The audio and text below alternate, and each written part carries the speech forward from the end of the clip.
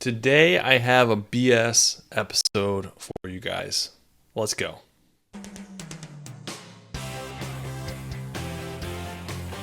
Hey everyone, what is going on? Welcome back to the Ham In and Beyond podcast. Glad to be back with you guys as usual. It's been a minute. I know. I'm sorry. Whoops, I just hit my mic. Sorry if you heard that. Clearly I'm rusty. I'm breaking stuff already. So I took some not wanting to take some time off. I had to take a week off because I was moving. There was a lot of craziness going on, and I just could not find time to record. So I am back. I'm ready to go, ready to continue through this year, through next year. Of a lot of cool stuff planned, but I thought it was only fitting with all the chaos going on in my world, with all the craziness going on in my world, to bring you guys a BS episode. I know you're like, why would I want to listen to a BS episode? Well, it's a BS episode where I'm not going to bring structure. I don't have necessarily set things that I want to talk about today, but I do want to kind of talk about the year I've had, the observations that I've had, what I've learned, kind of a year in recap, quote unquote BS episode for you guys to just kind of digest, kind of vent, talk about everything that's happened.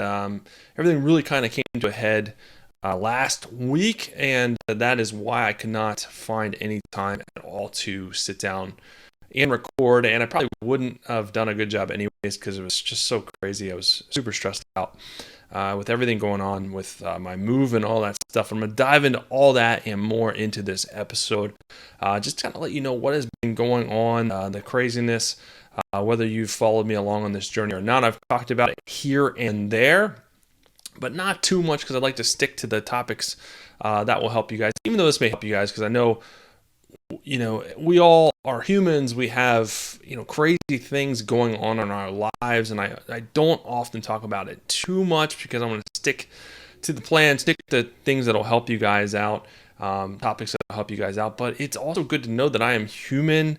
I have a lot of craziness going on just like the rest of you. I have to find time for my business. I don't know why I said it like that. I think I was trying to say business is. Try to find time for the various things that I do in the business realm, my various ventures that I do, which one of them is recording this podcast and YouTube channel, hosting that each and every week. I know I just missed a week.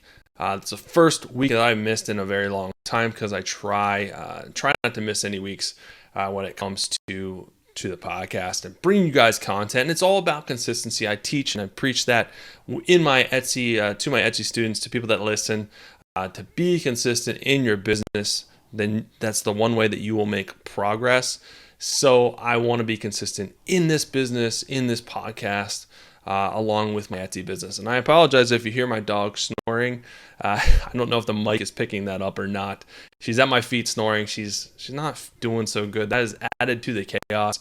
She is a Pekingese and she hurt her back. It's something we've been dealing with for really the last month. We have another vet appointment, and it goes with the breed. We try to do our best for her not to jump and do stairs.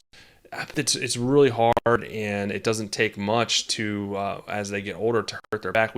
Her brother had the same issue when he was a couple of years ago, and it's really hard to deal with because then once she hurts herself, she doesn't want to eat, she doesn't want to take medicine, so you almost got to force it down the throat, and I feel terrible doing it.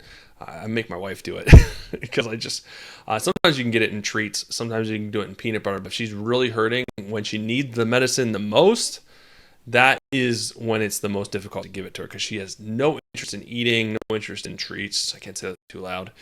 No interest in peanut butter, which she normally would be crazy for. So we've had to come up with all these tactics to try and get her meds so that she gets better. So the next step is maybe steroids. I know they're probably going to want to do surgery. I just hate going that route. Hopefully we don't have to go that route. Anyway, she is at my sleep, at my feet, at my sleep at my feet. So I don't want to disturb her. But so this year, just to backtrack, this year has been a little chaotic with running my Etsy business because I got the bright idea, and I can't really blame it on my wife, but she's part of it. We made the decision together to sell our house and buy a new house, a new build house about 20 minutes south. The reason why is because the property values where I lived around the Tampa Bay area skyrocketed unbelievably everywhere, but especially where I lived, the neighborhood where I lived, were just out of control. So I started to look south and realized that we could sell our house and build a new house for almost for free with the money that we could sell our existing house for. We had to concede a little bit. Obviously, we weren't in the town that we really love, but we're only 20 minutes away. We wouldn't be getting a pool, but we could put one in later. And we're downsizing. We went from 2,000 square feet to 1,500 square feet. And honestly, that is what we wanted to do anyways. We don't need that big a space. We don't need it. It was still a 3-2. We have plenty of space, a big garage for my workshop. So we really didn't concede too much. So it's just that freedom this early on in life. I figured we could travel more. We could do things because we wouldn't be tied financially to the mortgage like we were before. So it just made so much sense. What was hard and what was emotional about it was the fact that it was our dream house. We loved it. We lived there for 7 years.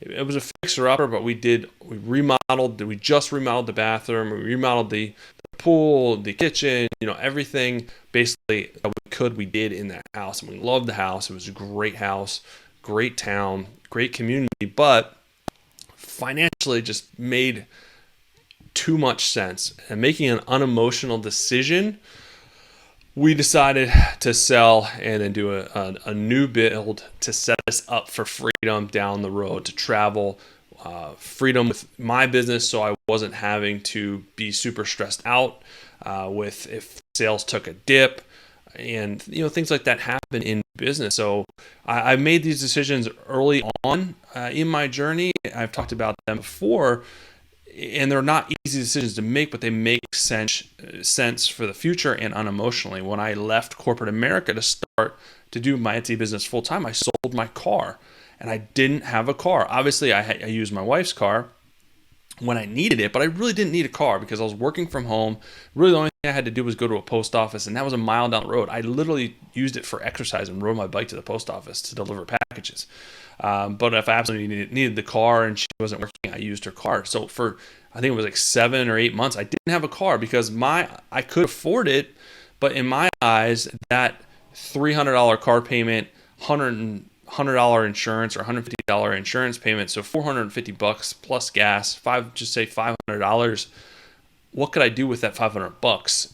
And that's $500 less dollars that would strap me in my business that I wouldn't have to worry about making because I'm stepping away from the steady paycheck in corporate America. So I was like, well, either way, I'll still put that money aside and still try to make it. But if I don't make it, I'm not going to have to freak out about it. Man, down the road, I'll get another car. And that's exactly what I did. So I used it. I banked that money. I still did fine. And then I eventually, in 7-8 months, I bought a car. And I was good to go. But initially, I set myself up. I sold my car. We canceled our cable. Right there, that was $700 that we were saving a month. So you got to make those tough decisions now. Maybe suffer a little. I don't even want to say suffering because it's not suffering, but deal with some uncomfort now, so that you can set yourself up for your future self. So if you're not worried about keeping up with the Joneses, you're not worried about buying things you don't need, you can sacrifice now. And then in the future, you're going to be able to get what you want. You're able to do things that you want to do and not have to worry as much. And that's exactly what I've done. And this is just another step towards that. So the only other crazy part of this was the fact that we bought a travel trailer to live in while our house is being built because we didn't want to pay crazy rent prices. And we figured this would be a little bit more fun. We could travel, go to some different places. Florida has some really good parks and nature things to do, nature stuff, nature things.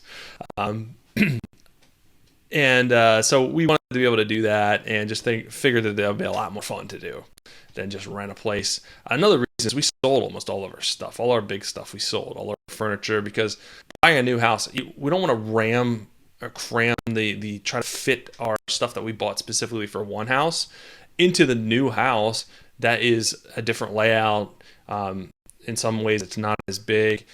So we just wanted to sell our stuff and start fresh, buy stuff, especially the furniture that would fit for our new house.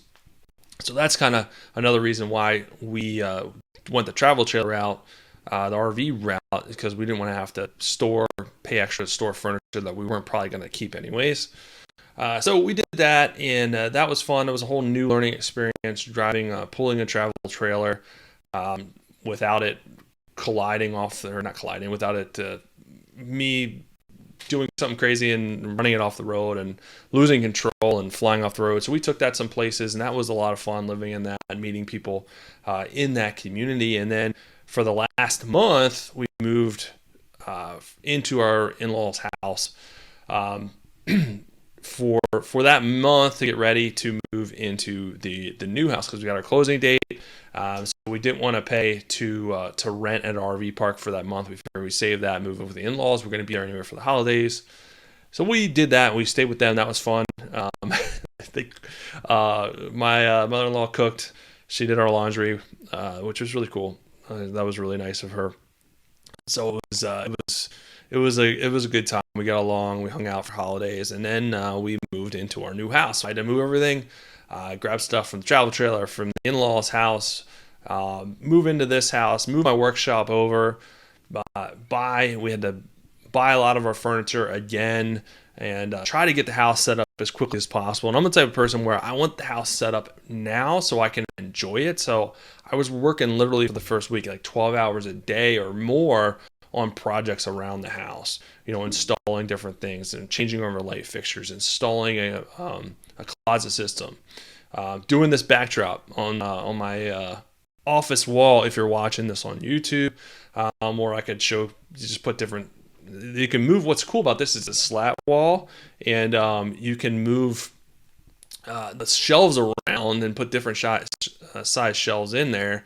And I have collectibles and different things that I want to showcase on there. I have can you see them? Chevy Chase doll back on there for a Christmas vacation. Since it is Christmas time, I'm trying to be festive.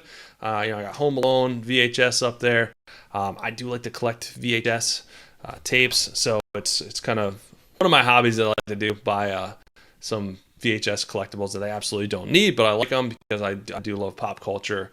Probably gonna put some more posters up. I have some different sign posters up on the wall. I think I'm gonna put some in the space to the left and the right of the slat feature, just to kind of showcase them there.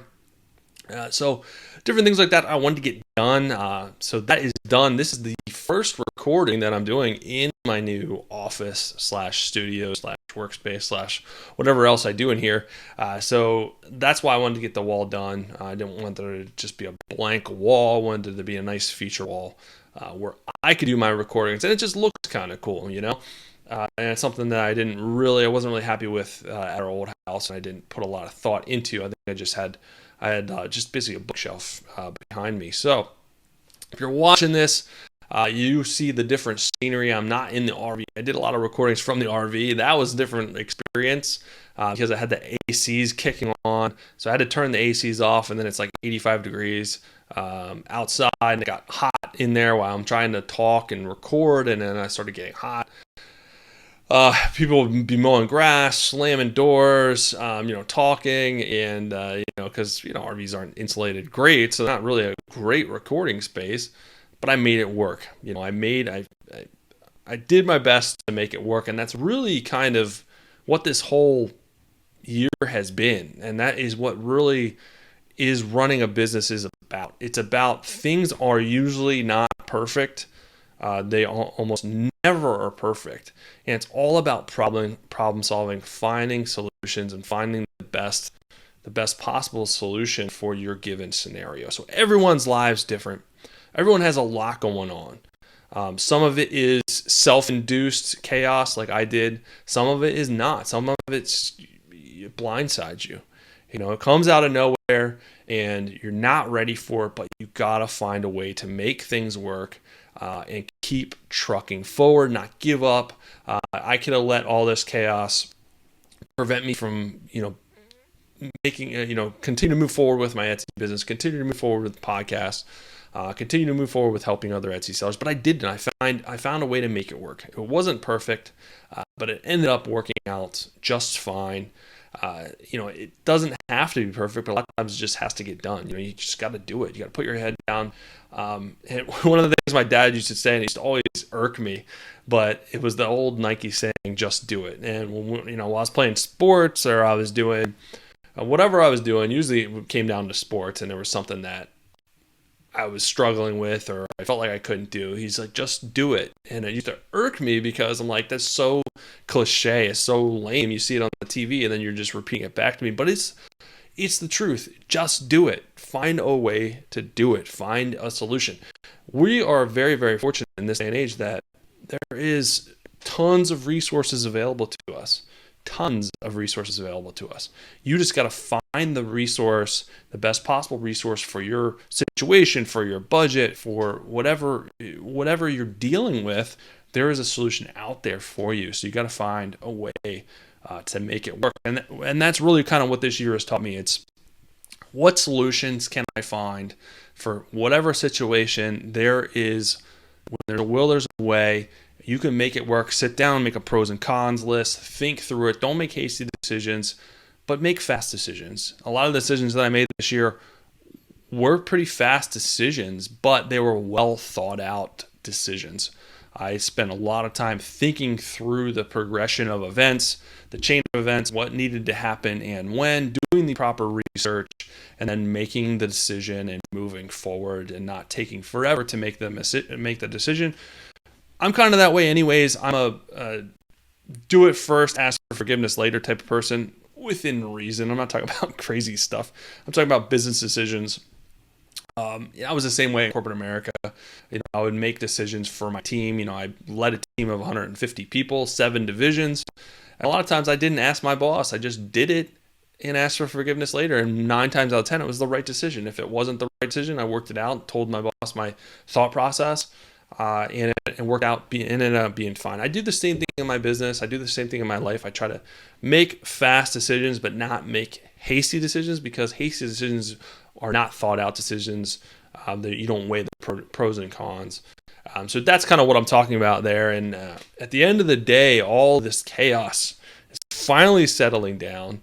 And the fact that this is kind of all coming to a culmination at Christmas time, which is the most craziest time of year when it comes to selling online, is pretty funny.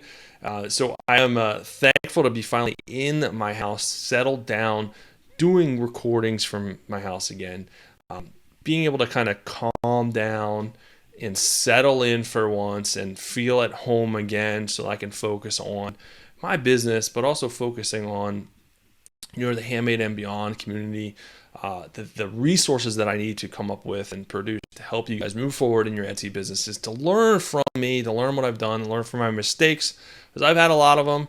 I've created a lot of chaos in my business, but I'm ready to move forward. Again, this has been a good year as far as setting myself up for the future. That's kind of the why behind the why. Why I did what I did. As far as the Etsy business, I did see a pretty significant dip. I'm probably going to end about 30% year over year down from where I was last year, mainly because I didn't put in the necessary time for my Etsy business on purpose, because I didn't have a lot of ways to, how can I put this? I didn't want to recreate a lot of new designs and a lot of new inventory. I didn't have a lot of space. I was working in my in-laws garage, and I didn't have as much time to focus on things behind the scene that I normally do, as far as new listings, SEO, analyzing my listings, doing more product research, the things that I've always done. I took a step back from. I didn't do holiday listings this year. So the 30% is actually not bad, considering all that I didn't do this year for my Etsy business that I've done in the past years to consecutively, to grow to 6 figures and beyond. Those are the things I didn't do, and that's why I saw such a pretty significant dip this year. So it was self-induced. Some of it was on purpose, some of it wasn't. But I was comfortable enough. That's another reason why I made the decision that I made, because it didn't worry me as much as it would have in the past. If I would have saw that dip, granted, I wouldn't have put things on the back burner the way that I did, because I was dealing with a lot of the chaos. But it wouldn't have worried me anyways as much as it would have in the past, because I made the financial decisions that I did this year, so I wasn't as strapped as I was in the previous years. So now I can sit back, get things organized again, come into 2023 with a solid plan of growth to not only bounce back to where I was prior year, but to improve even beyond that. And more. I have a good plan for that. I have a good plan for the podcast, the Handmade and Beyond community. A lot of things that I want to do to not only help my own business, but to help you guys out as well. And so we all can continue to learn, all can continue to grow together, build our businesses and find success, because there is a lot of room for growth out there. And Etsy sellers and just sellers in general, whether you want to grow beyond Etsy and do other platforms, I want to help you be able to do that as well. So that is kind of that is my journey in a nutshell. All the craziness that happened to me this year and really culminated the last 2 weeks. So I'm settling in, but that's really kind of where I'm at as far as my journey this year, the why behind the why, what I saw in the business, in my business, and what I expect for 2023. I expect big things. I expect to see a big honestly, I expect to see hockey stick growth. I'm putting it out there right now. Just knowing the things that I missed out on and didn't do in my business this year, I'm expecting a really, really big bounce back. And the nice thing is I know exactly what to do. I've been doing this long enough. I know exactly what to do to grow. It's just I have to get in there and do it. I have to set a plan, set a weekly plan, set daily goals, daily action items. I'm a big proponent of scheduling your weeks out. That's one of the things that has helped me. Since I left corporate, I struggled with probably the first 2 years, was now I'm in control of my time, which I'm not used to. What do I do with my time? And then you become overwhelmed because you're like, oh, I have a million things to do. I don't know what to focus on first, and then you don't do anything. So figure out your daily what you need to accomplish each week, structure that into daily tasks that you write down, you mark off based on your overall strategy, your overall growth, your overall goals. So you have your overall goals, you break that down into weekly objectives and then daily tasks. And that's what you stick to. You jot it down, you keep track of it, you mark it off. Your brain will love you for it. And then you can accomplish your daily objectives, your weekly objectives, and then that will get you closer to your goals. That'll get you closer to the big ticket thing that you really want out of your business, out of life, whatever. It works for any facet of your life, personal or business or professional. So that's one thing that I've done that has really helped me. And I have a whole entire course inside the Handmade and Beyond community on structuring your day, on setting that plan, that weekly plan to be able to achieve your goals, because I think it is super important to do in your business and have that structure. And you don't have to be super rigid. This isn't your 9-to-5 job, but you have to have some type of structure. Otherwise, you're just kind of all over the place and you don't accomplish as much as you want to accomplish. And trust me, I know, I've been there. I've done it. So it took me a little bit to be able to do that out, to be able to create that structure. So that is it for this episode. That is the Recap BS episode. Hopefully you got something out of my chaos. If anything, you were entertained by the craziness that I put myself through. But that is it for today's episode. I'll be back really soon with another episode for you guys. If you like the podcast, like the YouTube channel, please give me a like, subscribe, follow, share, leave a comment. I read them all. I appreciate you guys. I'll be back soon. Have an amazing rest of your day.